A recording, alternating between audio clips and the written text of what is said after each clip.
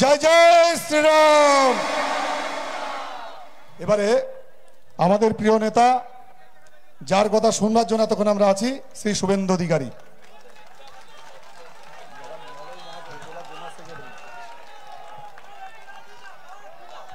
भारत माता की, भारत माता की जय श्री राम।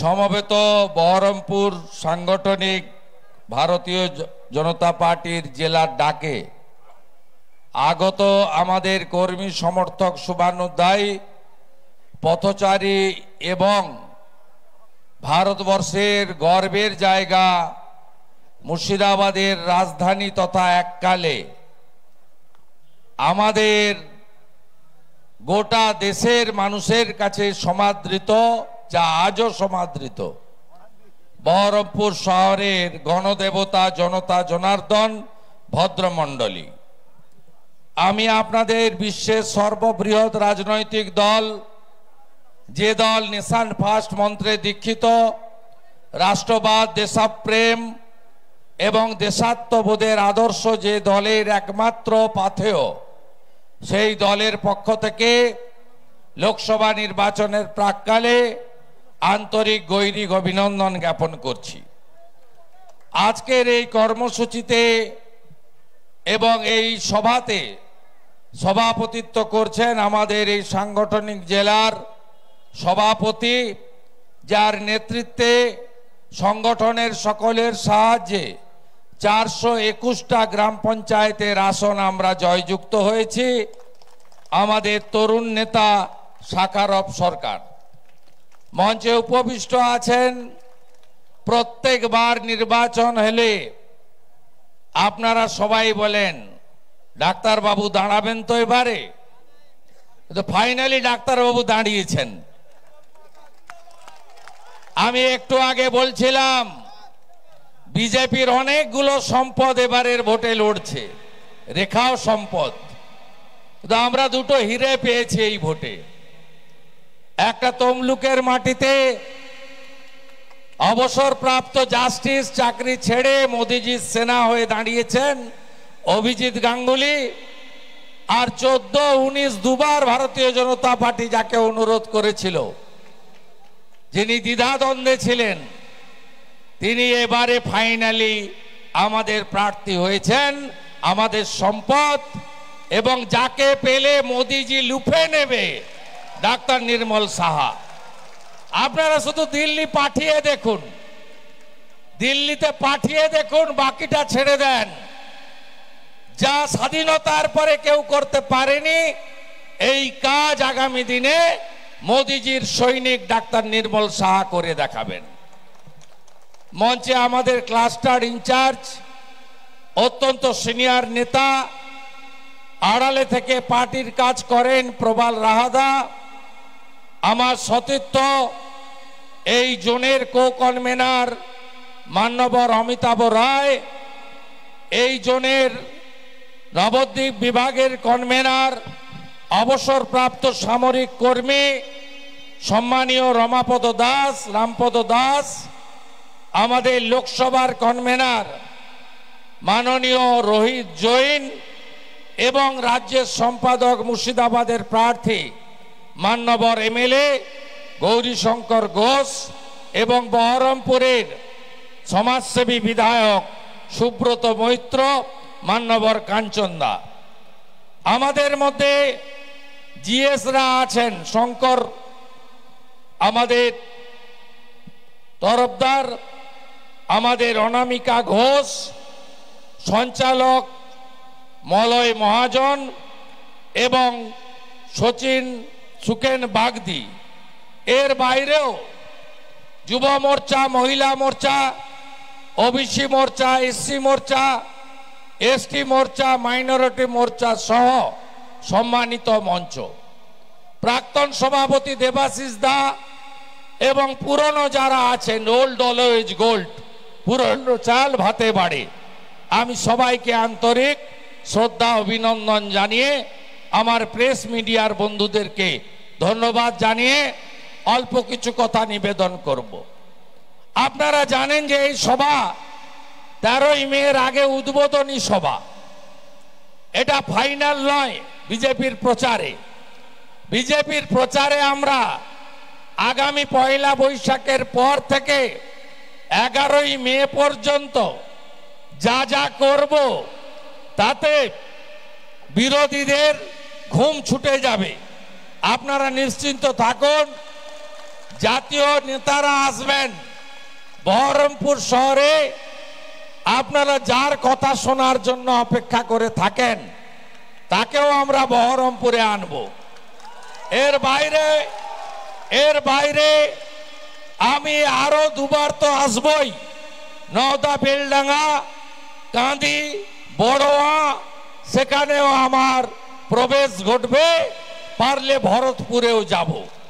তাই এই নির্বাচনে আমাদের সর্বশক্তি আমরা এখানে প্রয়োগ করব এবং ডাক্তার নির্মল সাহা এই কেন্দ্রে জিতবে।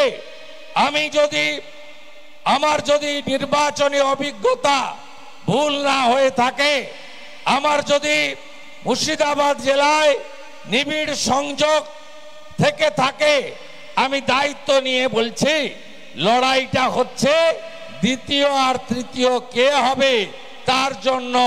1 নম্বর স্থানের জন্য কোনো লড়াই নেই। আমি আপনাদের শুধু বলবো, যারা আজকে এসেছেন বুথগুলোকে ৯-৯০ করতে পারবেন তো? আর যারা ভয়ে বেরোতে পারবেন না ওদের চোখ মারবেন, ভিতরে গিয়ে পদ্মে টিপবেন। আমি কথা দিয়ে যাচ্ছি পঞ্চায়েত যেভাবে করেছে ওরা এই ভোট সেইভাবে করতে পারবে না। প্রতি বুথে 4 থেকে 6 জন করে কেন্দ্রীয় আধা সামরিক বাহিনী থাকবে, ওয়েব ক্যামেরা থাকবে, মাইক্রো অবজারভার থাকবে। আপনাদের ভোট চুরি করে নেওয়ার সুযোগ তোলামূল পার্টিকে আমরা দেব না।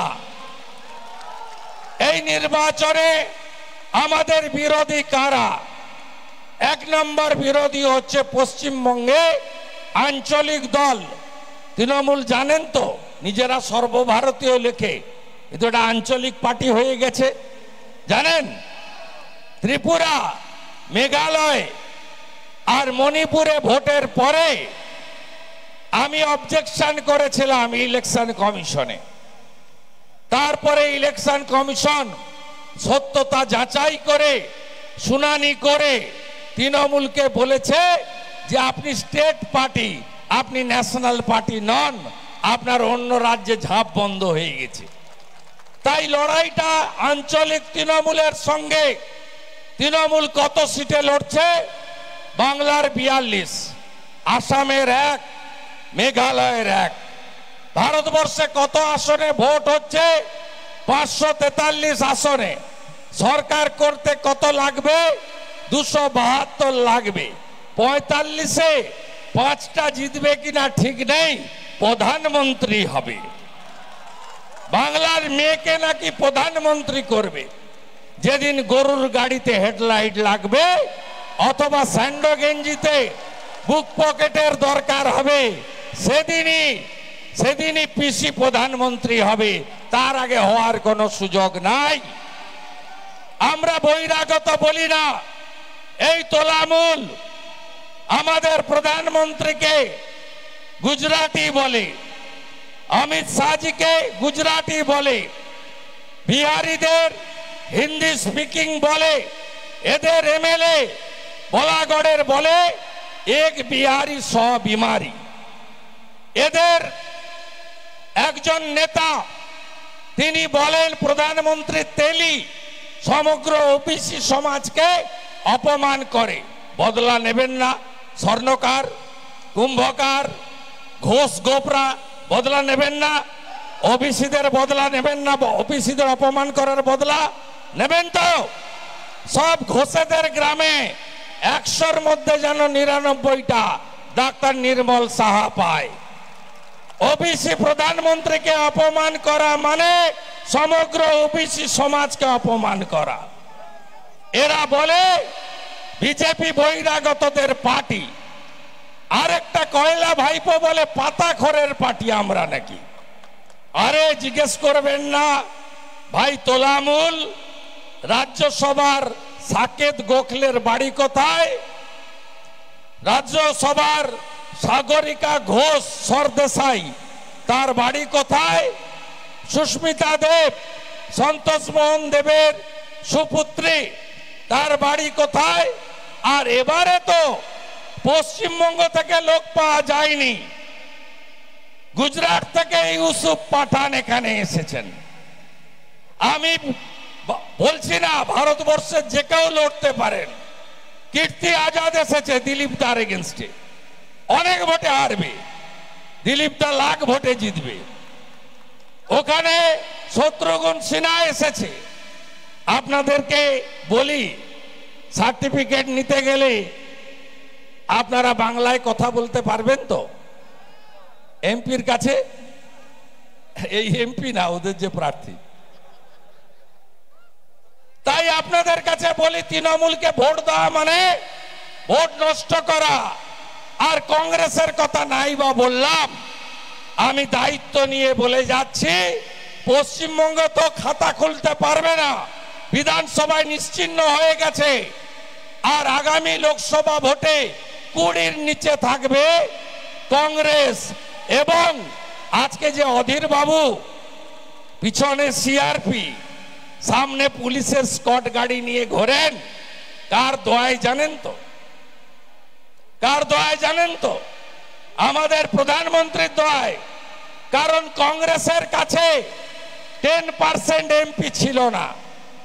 বিরোধী দলের মর্যাদা কংগ্রেস পাওয়ার কথা নয়।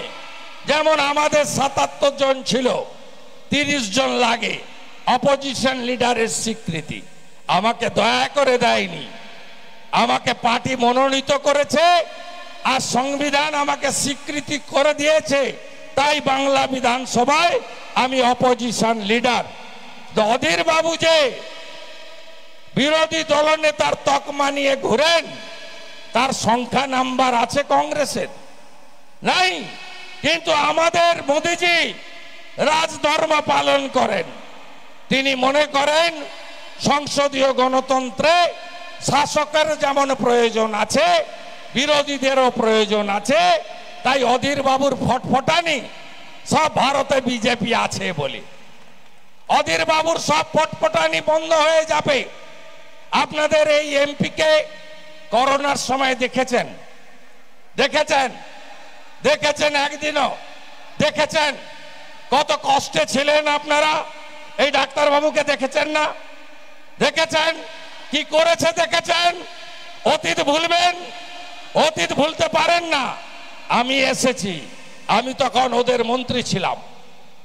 আমি এসেছি সিএ কে এনআরসি বলে আমাদের অমরপুরে, ঔরঙ্গাবাদে মা কালীর মন্দির ভাঙলো। তারপরে জঙ্গিপুরে 68টা দোকান তছনছ করলো এই সিদ্দিকুল্লাহর বাহিনী।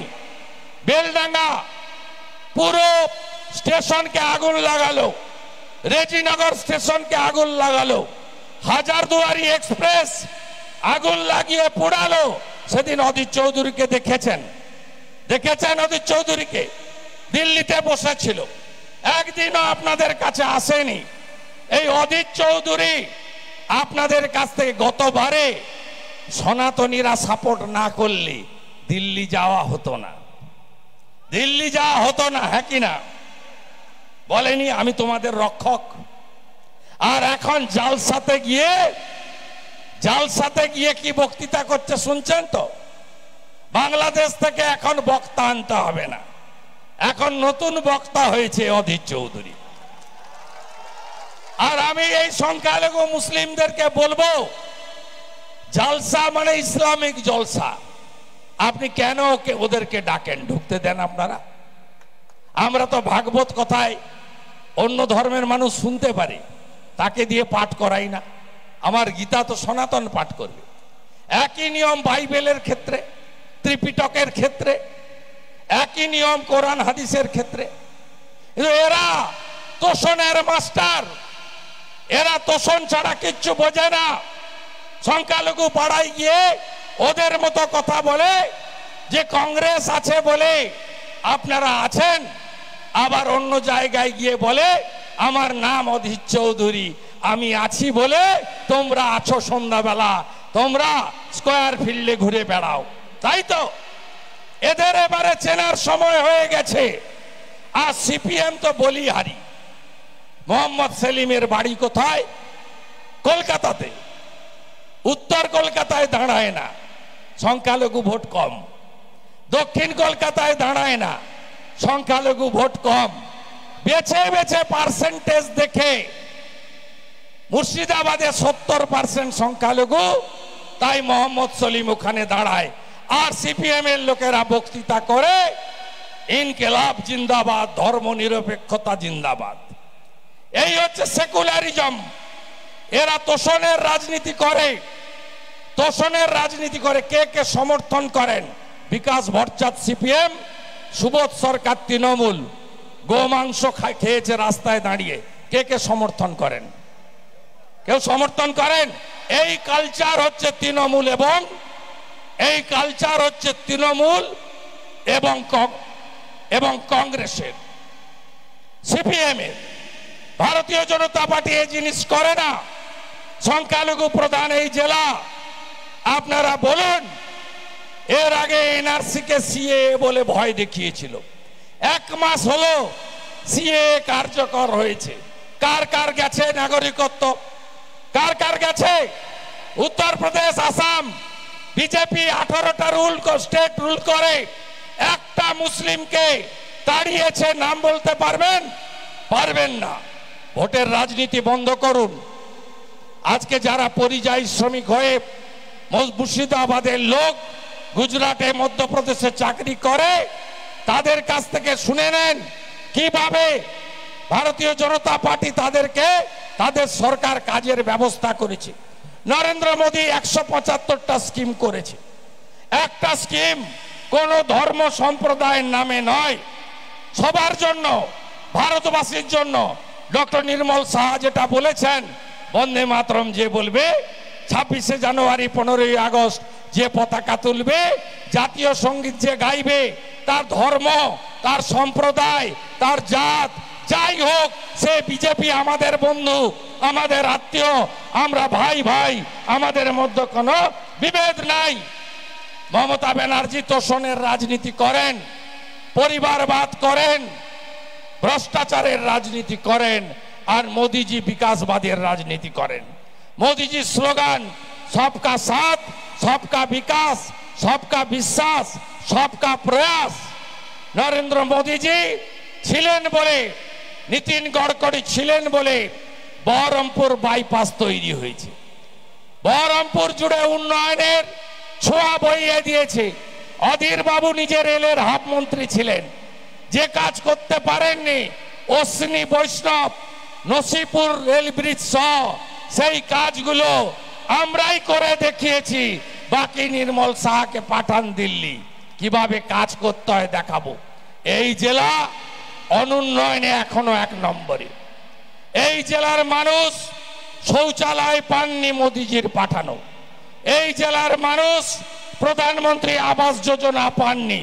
নওদাতে তৃণমূলের এক প্রধান একা 17টা বাড়ি খেয়েছে, হজম করেছে। সাগরদিঘির কাবিলপুরের তৃণমূলের প্রধান একা 35টা বাড়ি হজম করেছে। আপনাদের অধিকার ছিনিয়ে নিয়েছে। মোদিজি এই রাজ্যে 10 বছরে ভারত সরকারের 45,000 কোটি টাকা দিয়েছেন। 42 লক্ষ বাড়ি হয়েছে বলে ইউটিলাইজেশন পাঠিয়েছে। আর 2 দিন আগে জলপাইগুড়ি ময়নাগুড়ির ঝড়ে দেখে এলাম 800 বাড়ি মাটিতে মিশে গেছে। কোন গ্রামে প্রধানমন্ত্রী আবাসের বাড়ি কেউ পাননি। পিএম কিষাণ সম্মান নিধি কৃষকরা পাননি। এই জেলা গোটা রাজ্যের মতো অবহেলিত হয়েছে। এই জেলার কর্মসংস্থানের সুযোগ নেই। জল জীবন মিশন, পিএইচির মুর্শিদাবাদ অফিস কাটমানি করে আপনাদের কোন কোন গ্রামে নলবাহিত জল গেছে? এটা জল জীবন মিশনের স্কিম পাননি আপনারা, পাননি। উল্টো দিকে বহরমপুর শহর কংগ্রেসের বিরোধী শূন্য শহর, শুধু সাবমার্সিবল। জলস্তর এমন নেমে গেছে, বহরমপুর শহর গ্রামের কথা তো দূরের কথা, সালার, ভরতপুর, বড়োয়ার একবারে বীরভূমের প্রান্তের গ্রাম বলুন, বা করিমপুরের পাশে নওদার সর্বাঙ্গপুর বলুন, এই গ্রামগুলো তো ছেড়ে দেন। এই বহরমপুর শহরের কি অবস্থা, এর জলস্তর কোথায় নেমে গেছে।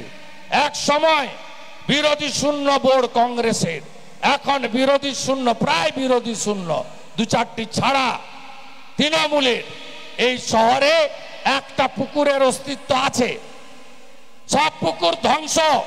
যে কোনো দিন গার্ডেন রিচের মতো বহরমপুরও দেখবেন ধপ করে পড়বে, আর বাড়ির নিচে সবাই চাপা পড়বে। গোটা শহরকে শেষ করেছে। পৌরসভার অনুমোদিত কর্মচারীর সংখ্যা 800। কতজন কাজ করে? 8500। 8500। আগে অদিত চৌধুরী একই কাজ করেছে। কংগ্রেস অফিস তালা খুলবে যে, ঝাঁটা বেসে অধীর বাবুর বাড়িতে বাজার করবে যে, সে পৌরসভায় চাকরি করবে। এখন ঠিক একইভাবে তৃণমূল নেতাদের জুতো পালিশ থেকে চণ্ডীপাঠ, বাজার করা থেকে স্কুলে বাচ্চাকে নিয়ে যাওয়া, যারাই করে তারা বহরমপুরে ক্যাজুয়াল কন্ট্রাকচুয়ালের চাকরি পায়। শহরটাকে ধ্বংস করে দিয়েছে এরা। তাই জোট বাঁধন তৈরি হন। পঞ্চায়েতগুলো চুরি দুর্নীতির আঁকড়া হয়েছে। সংখ্যালঘু মুসলিম কতদিন আর তৃণমূলের হাতে তামাক খাবেন? আপনাদের তো মমতা ব্যানার্জি তেজপাতা বলে মনে করে, তরকারিতে লাগে কিন্তু খাওয়া যাবে না। আপনারা 21-এ লাইন দিয়ে ভোট দিয়েছেন, কি কি পেয়েছেন? আনিস খানকে আমতায় ধাক্কা মেরে ফেলে মেরেছে আপনার মমতা ব্যানার্জির পুলিশ।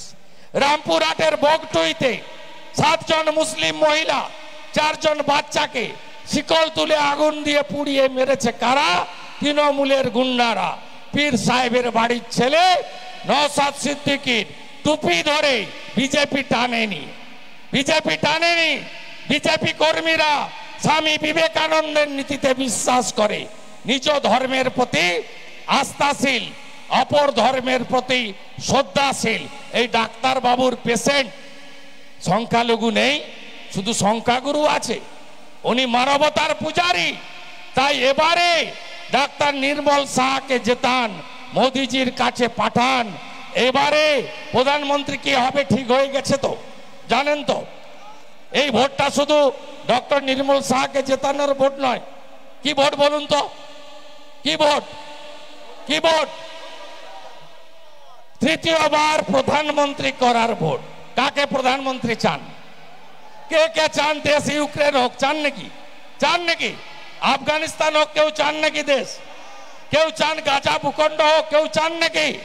তাহলে বলুন এইবার, এইবার, এইবার, এইবার, এইবার, এইবার, ফের একবার, এইবার, এইবার, এইবার মোদিজিকে প্রধানমন্ত্রী করার ভোট।